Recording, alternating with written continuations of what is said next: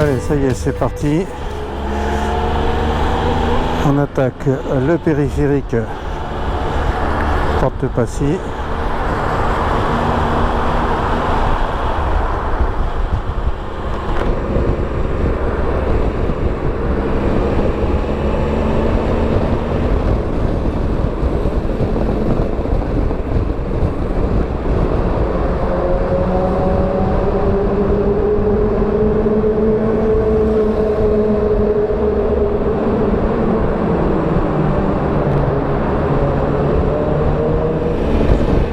On va prendre la 13 en espérant que ce soit pas trop le bordel.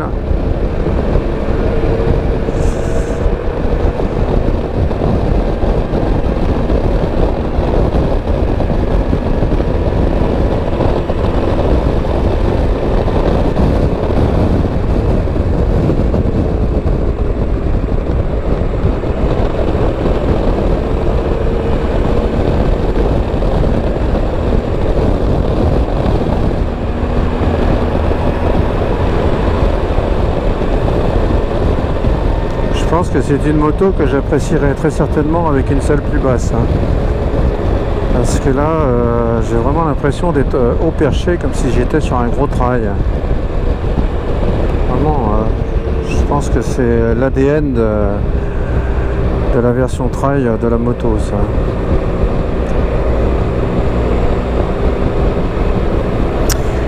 Alors voilà, donc aujourd'hui c'est la troisième moto que j'essaye dans la catégorie des routières. Donc il s'agit de la Triumph Trophy SE, donc le dernier modèle. SE, je crois, parce qu'il y a un certain nombre d'équipements supplémentaires. Je crois que c'est l'anti-patinage, des choses comme ça. Enfin bon, allez, full option. Bon, aujourd'hui je l'essaye, je l'ai emprunté au concessionnaire Triumph avenue de la Grande Armée. Il m'avait promis une moto avec top case et valise, de façon à ce que je puisse l'essayer en duo avec ma femme. Et malheureusement il n'avait pas cette version là, il avait pas les valises en fait. Il avait la bonne moto, il avait le top case, mais il n'avait pas les valises. Bon, je sais qu'en général ils hésitent à mettre les valises parce qu'ils ont toujours peur, surtout en région parisienne, qu'on leur abîme les valises en remontée de fil. Voilà. Bon, en même temps, les gens qui roulent en trophy sont généralement pas des gamins, hein. C'est pas le même état d'esprit, c'est plutôt des grands rouleurs, c'est des gens qui sont tranquilles, et quand ils remontent les fils, ils les remontent tranquillement, quoi. Alors, le tunnel de Saint-Cloud, comme d'hab, en cinquième. Un coupe pas possible cette bécane encore, hein, décidément. Bon, cela dit, je dis ça à chaque fois que j'essaye une routière. C'est un peu l'idée, c'est un peu le propre d'une routière, c'est d'avoir du couple, hein. Et puis ce sont généralement des grosses cylindrées, hein, au-dessus de 1500 cm3, hein. 1200, celle-ci ça va être la plus petite, hein. La FJR fait 1300, la RT fait je crois 1250, quelque chose comme ça, il me semble, hein, je suis pas sûr. Et la K1600 bien sûr, la Z1600. Et plus tard, si j'ai la possibilité d'essayer des customs, là on attaquera, je pense, directement sur la 1400 peut-être Moto Guzzi, et puis ensuite il y aura les 1700 Harley et autres, et la Victory 1700 et peut-être la Indian 1800 cm3. Bon, je pense pas que j'essaierai la Goldwyn en 1800 cm3 parce que j'en ai déjà eu et j'ai pas envie d'en reprendre, en tout cas pas pour le moment. Donc toutes ces motos sont évidemment bien au-dessus de 1000 cm3. Généralement, bon, voilà, elles n'ont pas de mal à avoir du couple, hein. C'est un peu l'idée quand même. À part la FJR qui a un caractère un peu sportif, mais même la K1600 BMW est une moto très sportive, mais que ce soit une GT, elle arrache pas mal. Voilà, sinon c'est quand même des motos pour cruiser au long cours et pour avoir du couple. Et aussi des motos prévues pour tourner à deux, quoi, pour rouler à deux. J'avais essayé une première fois la Triumph Trophy, elle m'avait vraiment plu. Je l'avais vraiment trouvé sympa. Aujourd'hui, c'est vrai que c'est encore le cas. Mais ce qui me gêne un peu, je l'avoue, c'est ce qui me gêne, c'est qu'elle est comment dire,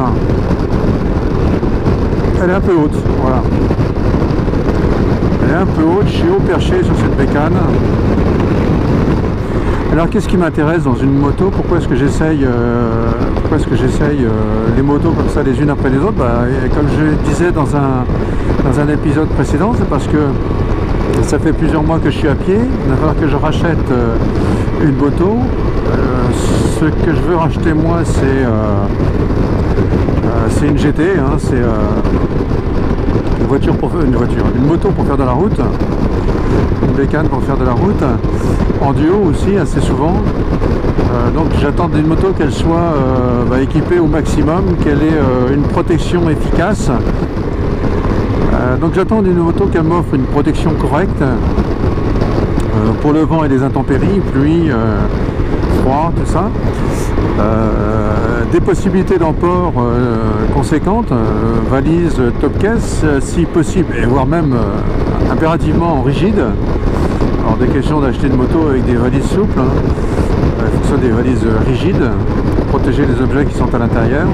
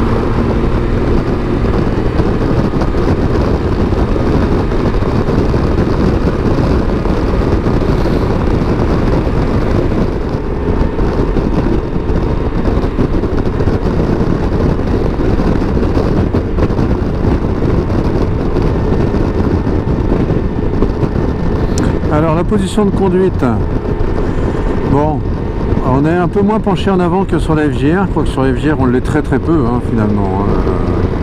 C'est pas non plus une hyper sportive, hein, faut se calmer.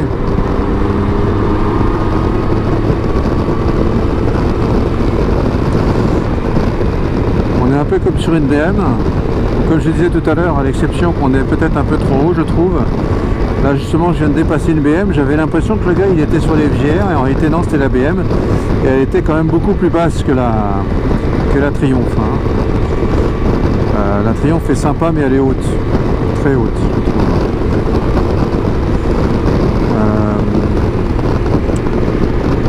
Donc position de conduite plutôt sympa, les jambes sont, la protection des jambes est plutôt correcte.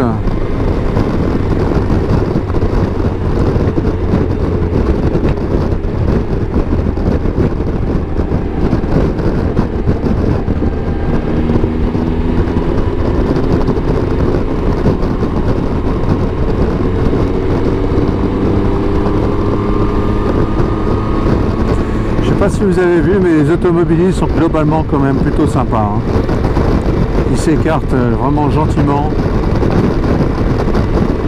Finalement on s'aperçoit que les cons ils sont quand même plutôt rares. Bon, je dis ça et puis dans 5 minutes ou 2 minutes je vais tomber sur un, quoi. Mais non, blague à part, ils sont plutôt rares. Les gens s'écartent gentiment. Regarde, lui aussi il me laisse passer.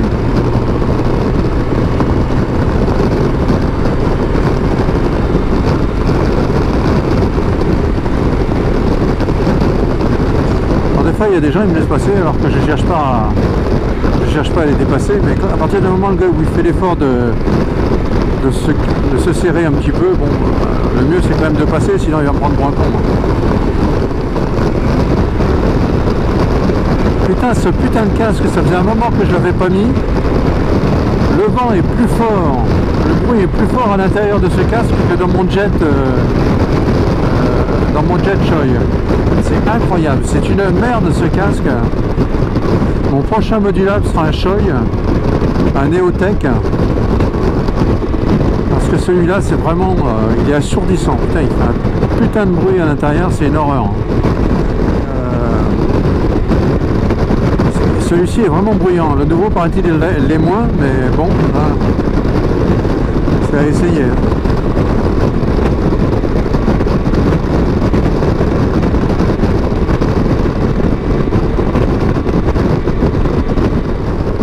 Qu'est-ce que j'attends d'une GT? Alors je vous l'ai dit, du confort, la protection, de la puissance, du couple, toutes ces petites choses là.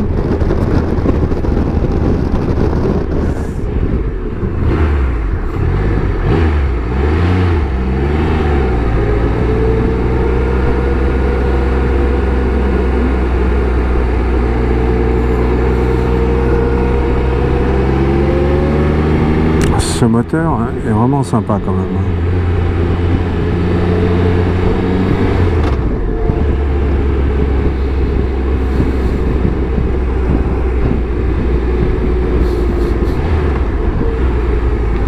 Je sais pas si on l'entend dans le micro.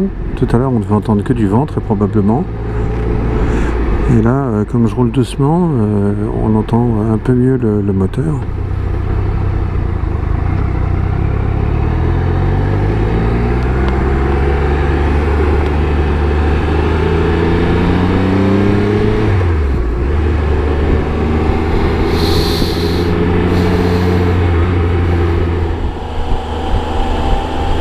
Ouais, je disais donc ce que j'attendais aussi donc d'une GT, d'une routière, c'est de l'autonomie.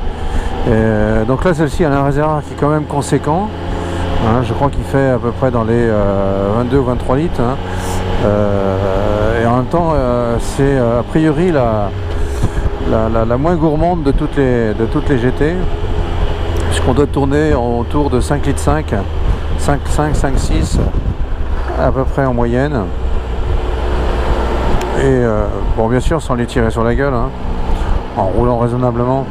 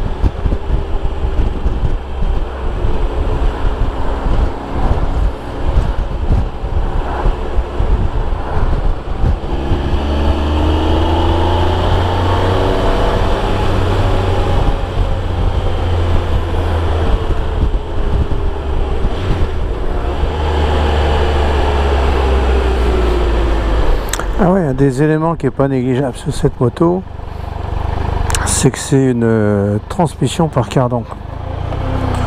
Et ça c'est plutôt pas mal. Je sais pas, j'en avais déjà parlé dans un autre essai.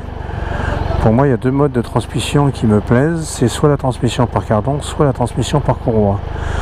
Pourquoi? Parce que je supporte pas la chaîne. Parce qu'une chaîne ça se détend, ça se dérègle, ça s'encrasse, c'est dégueulasse. Il faut la retendre régulièrement, alors que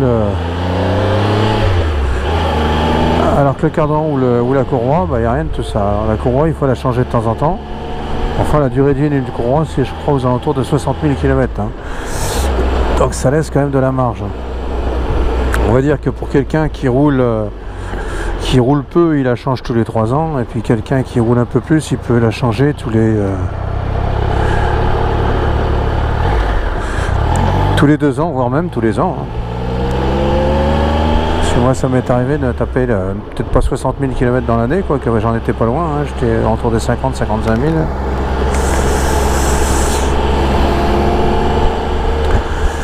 Donc mais bon les motos avec transmission par courroie c'est généralement les custom, hein. C'est le cas de la des Harley Davidson, c'est le cas des Indian et c'est le cas des Victory. Alors il doit y en avoir quelques-unes d'autres encore qui sont avec transmission courroie.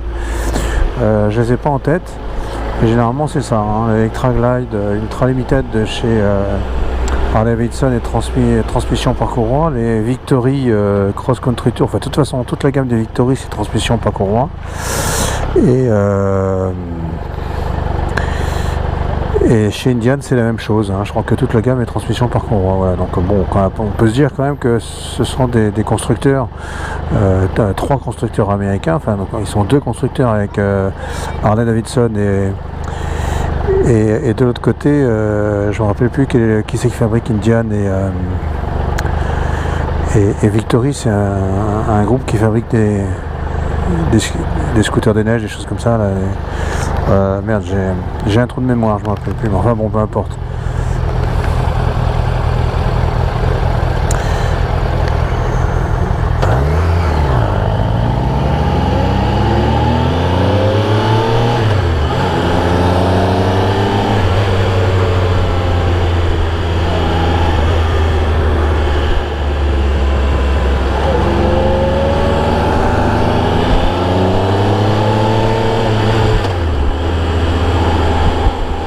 On va faire comme lui, je pense que s'il roule doucement, il connaît le coin.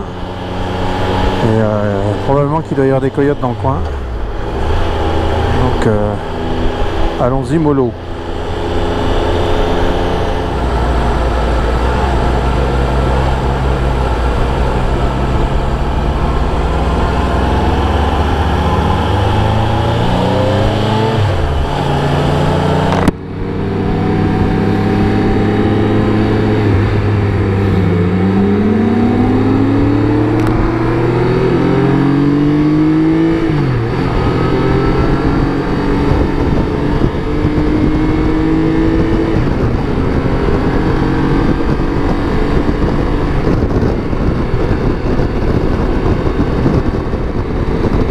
Bon ben je reviens par là où je suis parti, hein, la 13.